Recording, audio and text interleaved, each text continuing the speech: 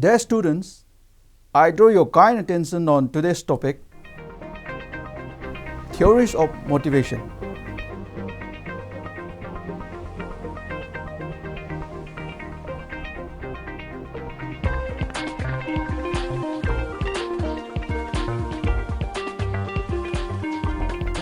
To begin with, I want to ask a basic question. Why people do what they do? In the meantime, I should comment, every single individual acts in a distinct manner. Why is it so? The answer to these questions lies considerably in the explanation of motivation. The term motivation comes from the Latin word movere, which means to move. Motivation as the basic building block of human action has been studied extensively. Studies on motivation broadly refer to two areas. One is motivating the self, and second one is motivating others. Available literatures suggest that it is imperative to understand the underlying concept of motivation in order to formulate a theoretical base for both the aspects. In order to understand the concept of motivation, let us first know the definition of motivation.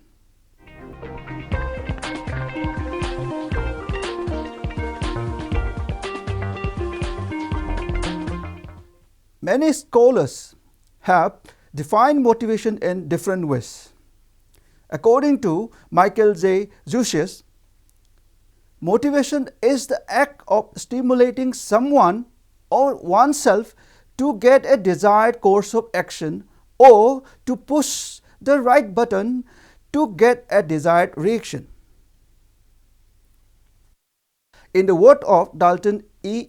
McFarlane, the concept of motivation is mainly psychological.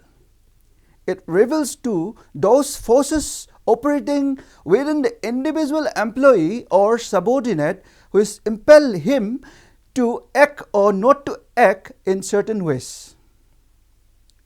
According to Kunz and O'Donnell, to motivate is to induce people to act in a desired manner.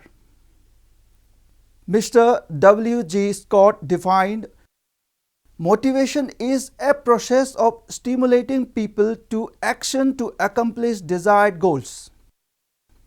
Hence, motivation can be defined as the process of arousing action, sustaining the activity in progress, and regulating the pattern of activity towards certain goals, and to commit a certain part of one's energies in achieving the goal.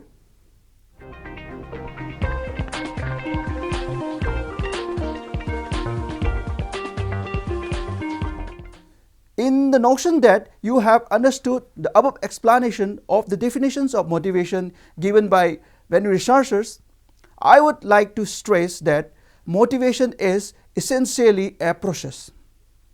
It may be explained and illustrated with the help of a generalized model.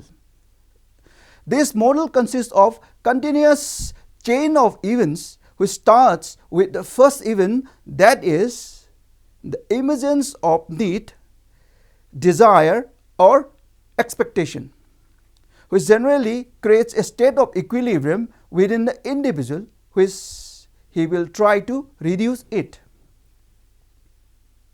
Now, the presence of such need, desire or expectation is generally associated with an anticipation or belief that a certain behavior or action which will lead to the reduction of this equilibrium, which is the second event, which further becomes the third event, that is incentive or goal for the initiation of action. The last of the events, that is the fourth event, the motivation of inner state, in which the individual is motivated either from within or from outside, which in turn feeds information back to the individual concerning the impact of his behavior. Such cues may lead him to modify or cease his present behavior, or he may presume that this present course of action is correct. Therefore, a state of need is a motive. The action initiated or the drive behavior is known as motivated, and attainment of the needs and reduction of the drive by the achievement of goal is known as the process of motivation.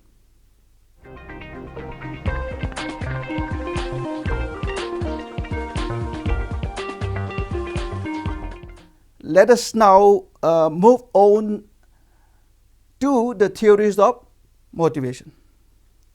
The importance of motivation to human life and work can be judged by the number of theories that have been propounded to explain people's behavior. They explain human motivation through human needs and human nature. Prominent among these theories and particularly relevant to entrepreneurship are, firstly, Abraham Maslow's hierarchy of need theory, and secondly, David C. McClelland's acquired need theory. Here is the Maslow's hierarchy of need. Abraham Maslow propounded this theory in 1943. According to him, a man has countless needs and they can be categorized on the basis of priority. For example, the needs which are more sharply felt should be satisfied first, and the less sharply felt needs should be satisfied afterwards. And similarly, the least felt needs should be thought of last of all.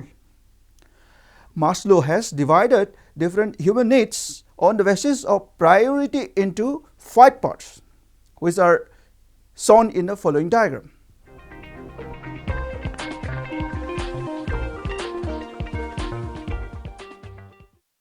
First one is the physiological need.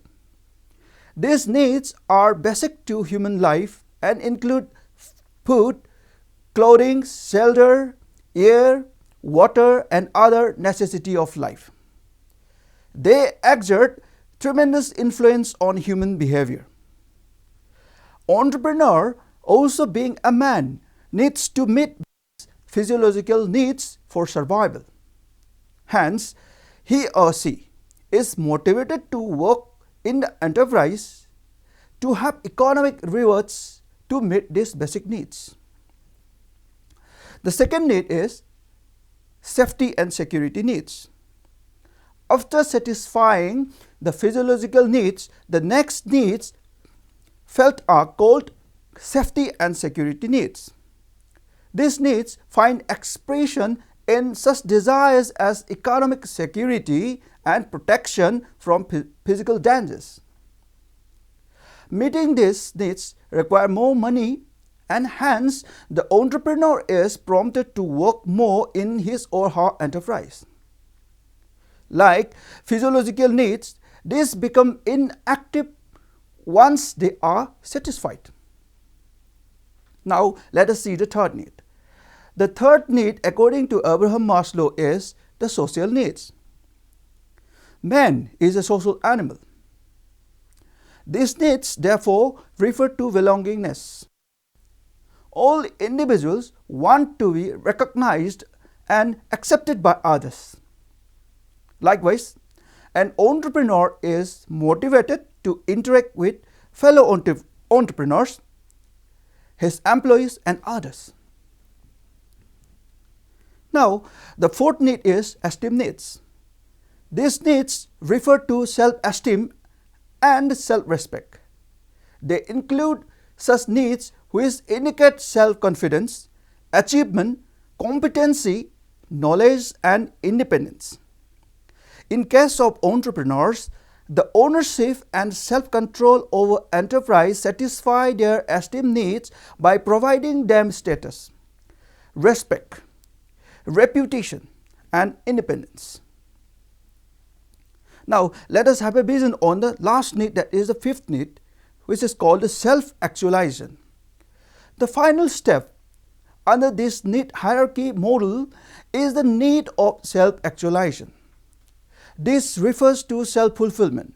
The term self-actualization was first coined by Kurt Goldstein and means to become actualized in what one is potentially good at. An entrepreneur may achieve self-actualization in being a successful entrepreneur. Now, let us understand David C. McClelland's acquired needs theory.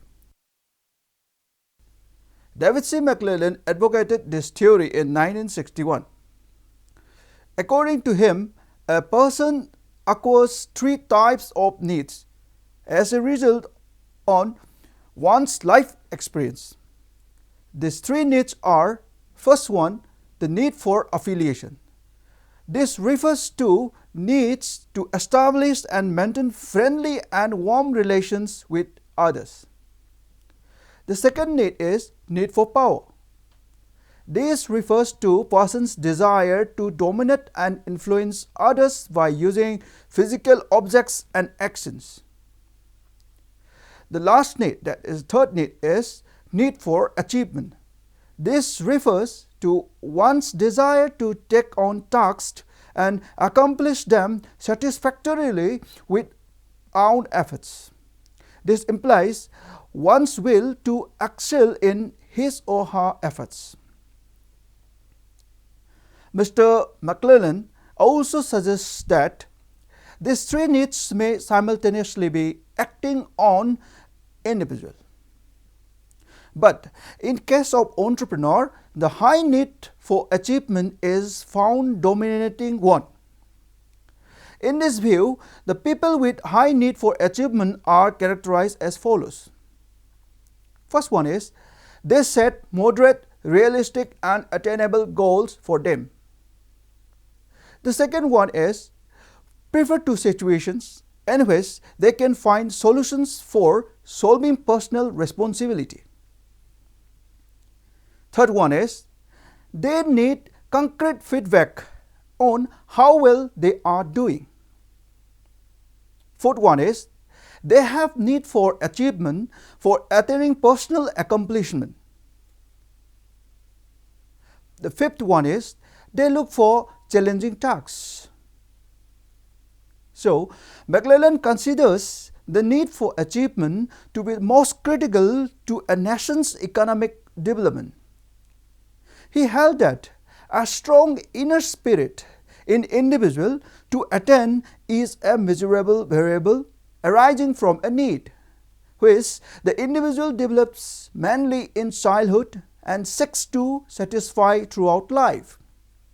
This inner spirit, which is called need for achievement, if higher, would produce more energetic entrepreneurs capable of generating rapid economic development.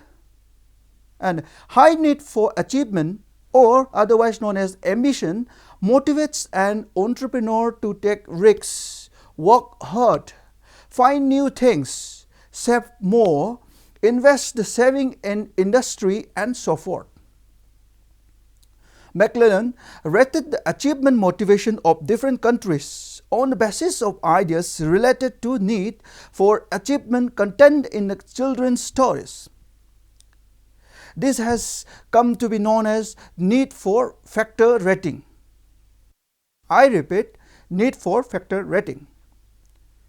He established a correlation between need for factor rating and prosperity of the countries a generation ahead. The criterion of need for factor rating was the inherent concern for achievement, or the non-induced achievement motivation. McClelland found that achievement motivation was lower among people of underdeveloped countries than among those of the developed nations. It is the low level of aspiration or ambitions that explains the lack of enterprise in underdeveloped countries. Ambitions motivate men, activates them, broaden their vision, and make life meaningful. Ambition is an index of one's resourcefulness. The ambition builds up achievement pressure in the individual and provides the basis for McClellan's need for achievement.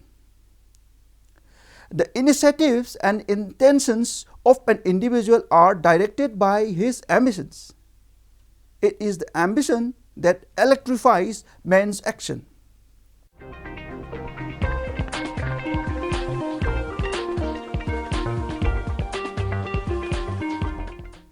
Consequently, I conclude that it is the duty of teachers like me, scientists, leaders, to build up ambition into the mind of young people like you. I comment, ambition nourishes the achievement motivation and brings economic growth. The biggest obstacle to economic progress in a country like India is perhaps the limited ambition of people. The initiative of an individual is directed by his ambitions, which nourishes the entrepreneurial spirit and brings about economic development. Hence, what matter are not merely the people and their talents, but their aspirations. However, aspirations differ among individuals on the basis of environment in which they are born and brought up. Therefore, ambition is the lever of all motives, and aimless life is a goalless game.